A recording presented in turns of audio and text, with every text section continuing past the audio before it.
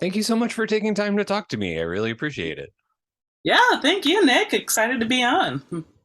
Um, I was having listened to the score for The Invitation, I was very impressed by your use of like vocality in it. And then when I saw in your bio that was your how you were raised and like what you came up in, I was like, oh, that makes so much sense. Um, like, was that one of the things you originally thought of when you started work on this film? Well, actually, it was kind of a joint effort between me and the director, Jess Thompson. That was something that she brought up pretty early on in the process as well, and kind of having the idea of female vocals sort of representing these three brides.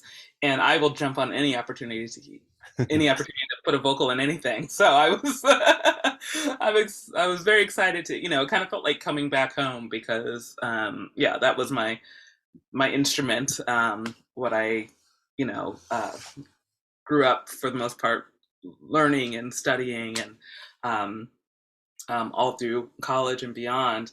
And even though I'm pretty out of practice now, um, but yeah, and writing for voice and just kind of doing vocalizations, like I did all the scratch demos, and it was just kind of fun to go back to that place, and then letting it be as prevalent as it is, because a lot of times when vocals are used or when choir is used, it's used as a color or a texture to sort of support the orchestra. In this case, it was kind of the opposite, and the orchestra was supporting the vocals.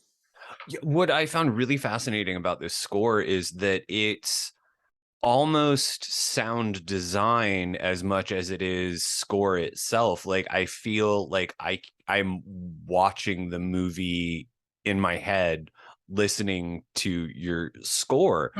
What led you to take that approach rather than, I guess, what one might think as a more traditional kind of horror score for a film such as this? Yeah, well, I think we wanted to kind of walk that line between having some sort of traditional Gothic elements, but also just having some strange, modern, again, like sound design elements to make you feel unsettled. I mean, even the vocals, um, especially in the first, 2/3 of the film, they're very processed as well, and they've got a lot of fuzz and distortion and like stuff that you'd put on a punk rock guitar on them, and then they're also reversed. So it's like taking an element that would make you feel comfortable in any other case, and like just making it unsettling enough to for it to not be comforting. Your career has seen you do a lot of very interesting things over the course of it, but like I guess to start out, like how did you go from voice to cinematic composition? Like that's a very interesting jump. Yeah, I mean, again, I always, singing was what I did, and it was fun for me, and it was kind of, my introduction to the love of music. But I always knew that performing on a stage in front of people wasn't a thing that I wanted to do for forever. So I wanted to find a thing, something else kind of behind the scenes.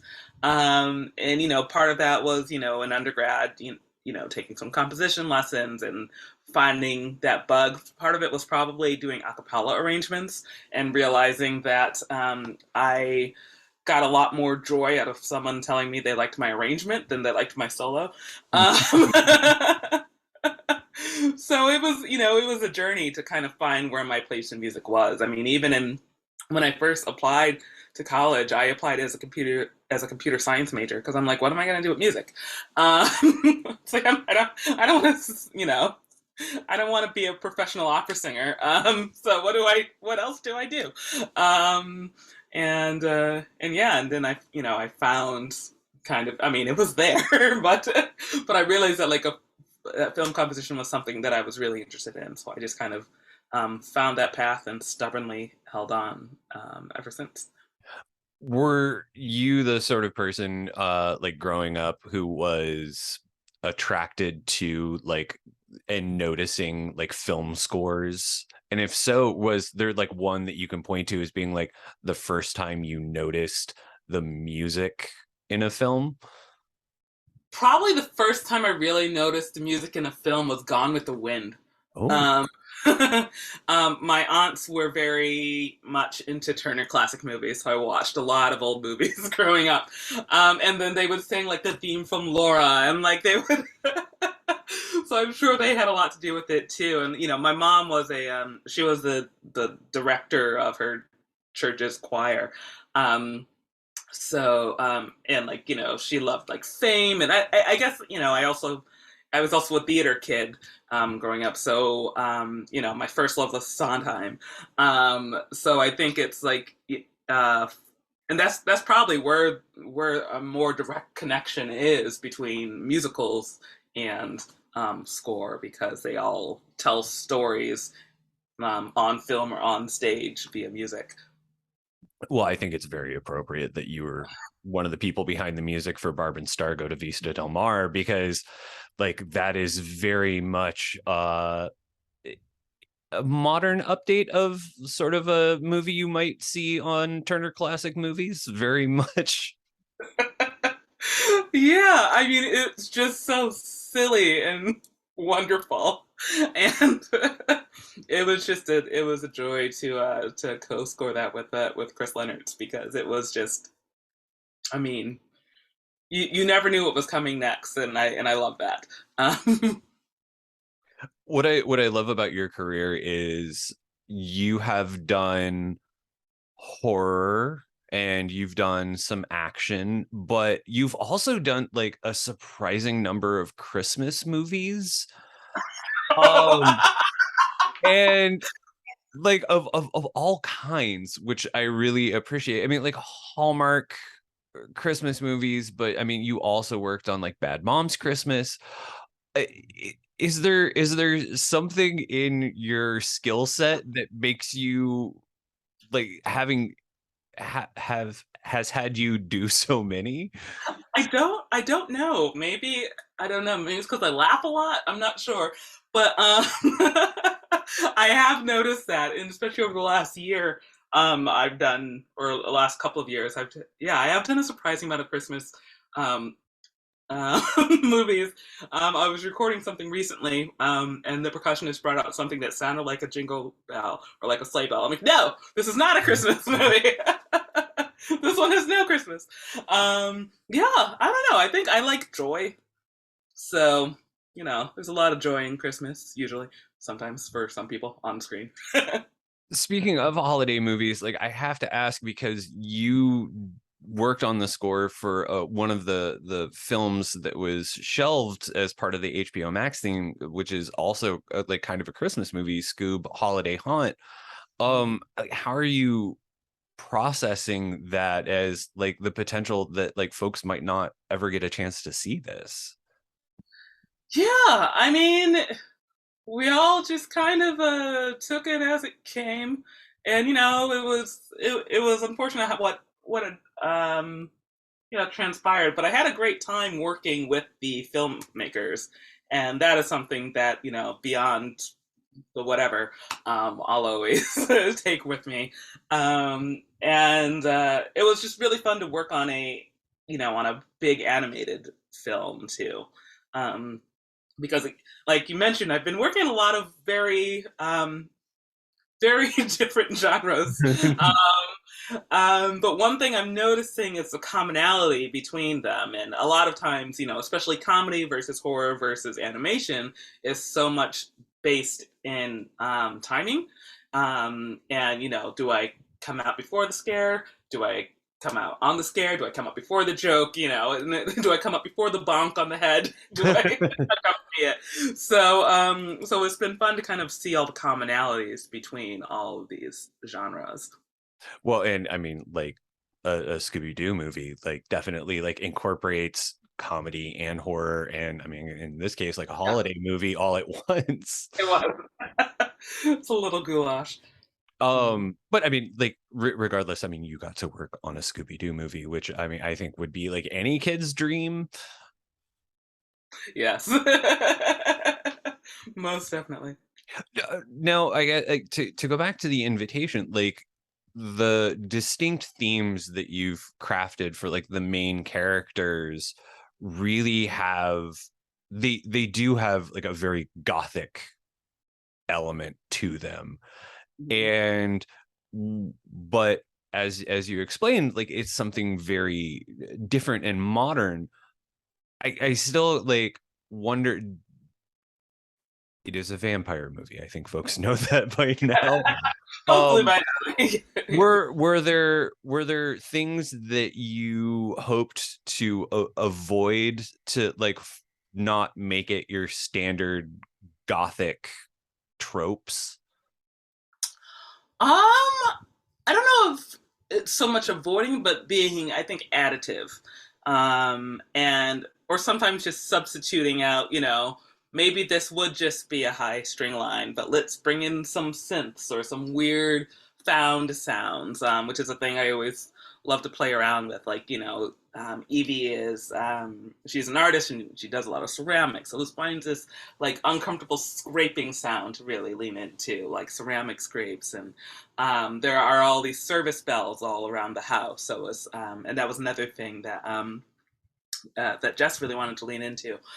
So we found a lot of these kind of um, ethereal bell sounds that we can kind of put a lot of reverb and space on um, to kind of comment on that without being so overt with it. So just finding things to speak to what's on screen, but finding a way to pervert it in a way, for lack of a better word.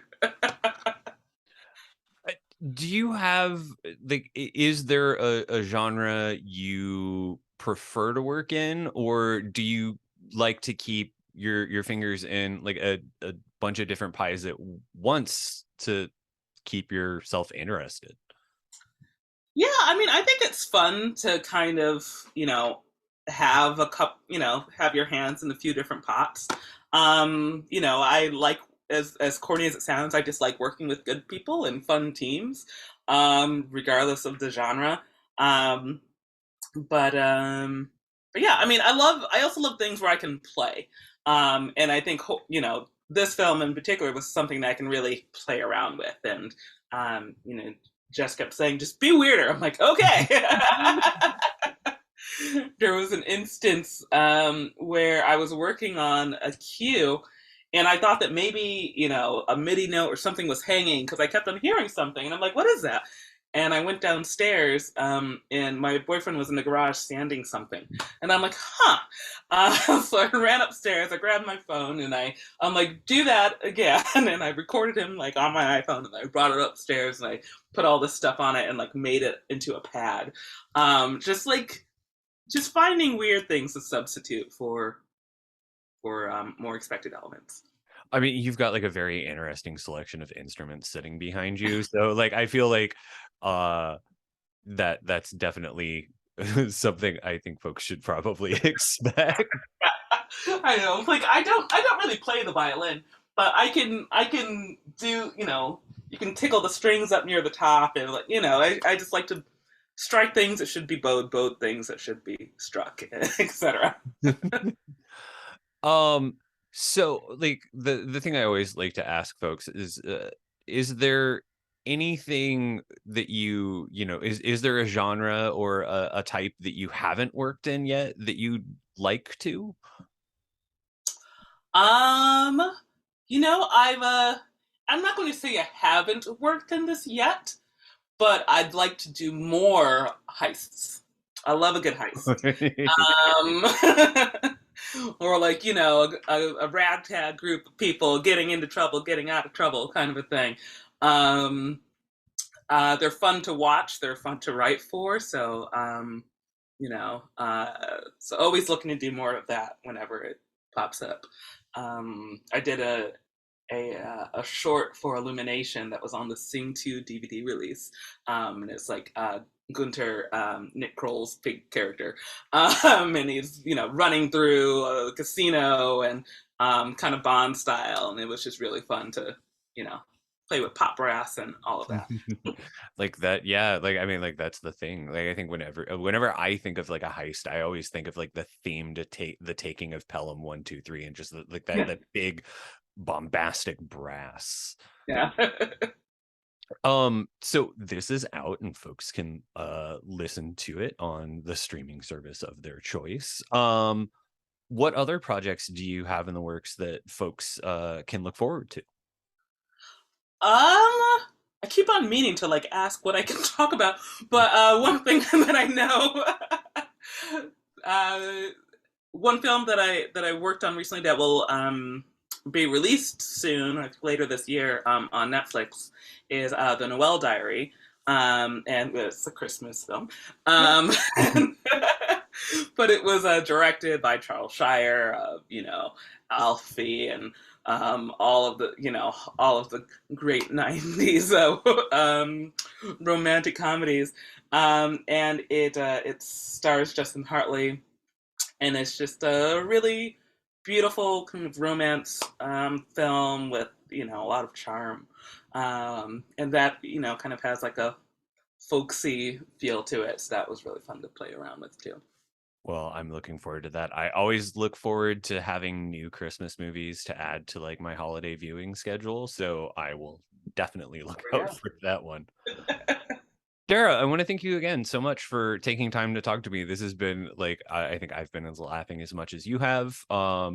And I mean, like I really enjoyed myself, and I hope you have a good rest of your week. And again, thank you so much for taking time to talk to me. Thank you, Nick. Appreciate You're it. welcome. Have a good rest of your day. You too. Bye.